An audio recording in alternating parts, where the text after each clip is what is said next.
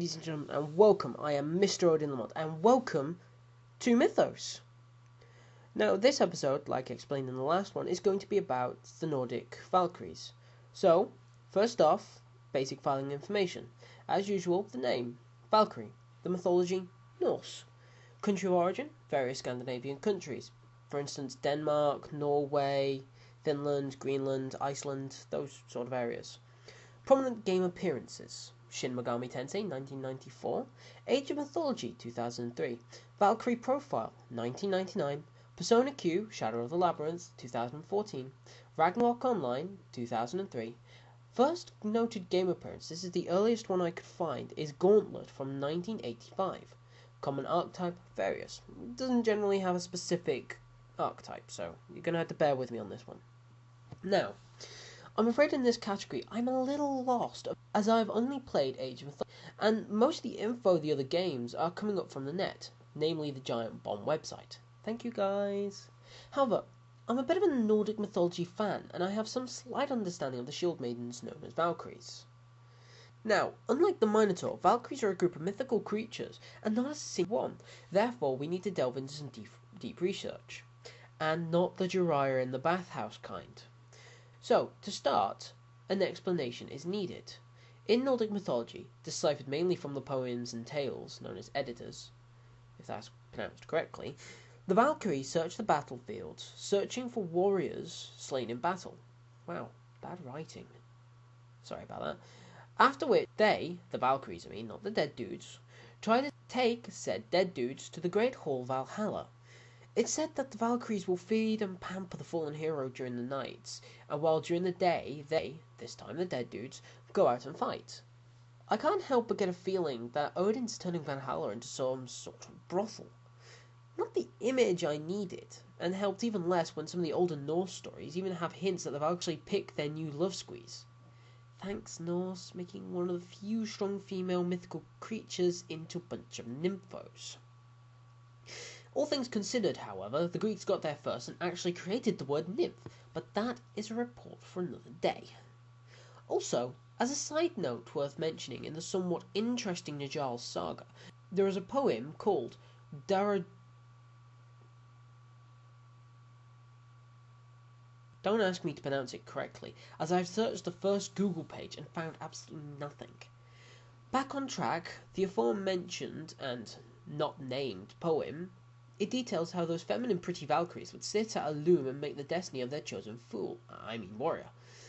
It's when you realise that they use bloody intestines for thread and severed heads to weigh the thing down that they go from pretty to pretty psychopathic. You know, like that ex-girlfriend who just doesn't want to quit.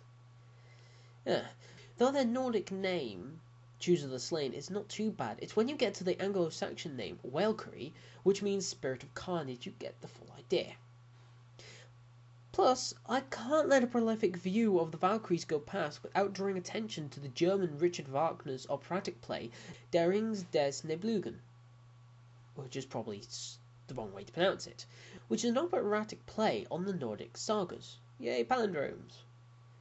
Anyway, Der Ring des Nibelungen, is a collection of 4 operas: Das Rheingold, Die Walküre, Siegfried, and finally Gotterdammerung. To get the point, in the second opera, Die Walküre, which is itself translated into The Valkyrie, Wagner composes one of the most iconic pieces, aptly named The Ride of the Valkyrie,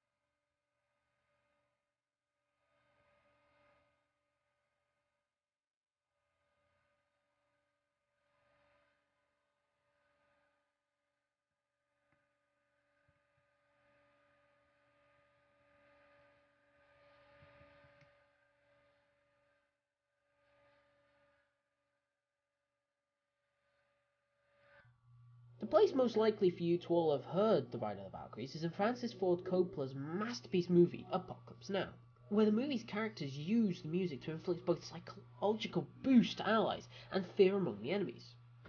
Also, as one last bit of trivia on the final part of Wagner's Gotthard run, there's a famous scene of the Valkyrie Brunhilde performing the last bit, giving rise to the popular expression, "It's not over until the fat lady sings."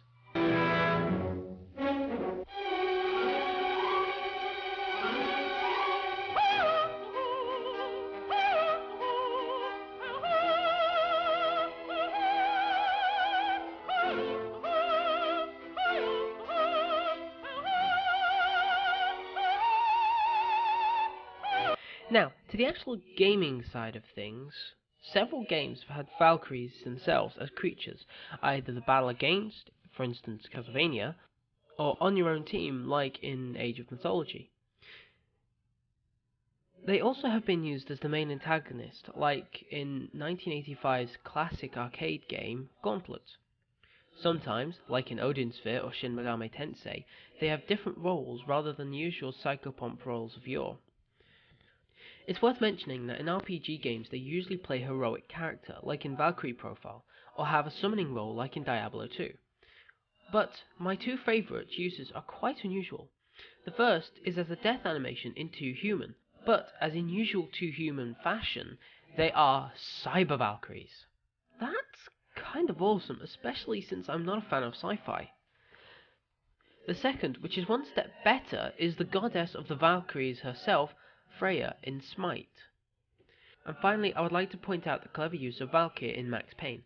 Valkyr is the fictional hallucinogenic drug done in Project Valhalla, run by the predictable Azir Corporation.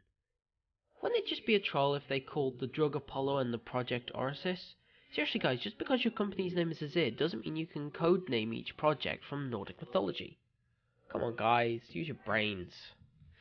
Anyway, I would like to say thank you for listening to my very bloated report on Valkyries. I hope that it entertained, and I would also hate to admit that I finally joined the Stalker's Wet Dream Twitter.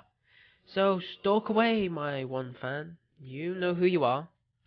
Also, please tune in for my next well-researched report, this time based on the all-powerful fox creatures known as Kitsune.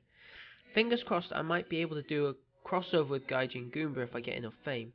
Surely that genius would know about Japanese mythology, and I'm planning on doing a short, more common segment called Diet Mythos, where I do a short video with 1 or 2 facts about a mythological creature in games, media, nerd culture, etc., which won't be long enough for the long run time of these videos. Okay, well, thank you for listening.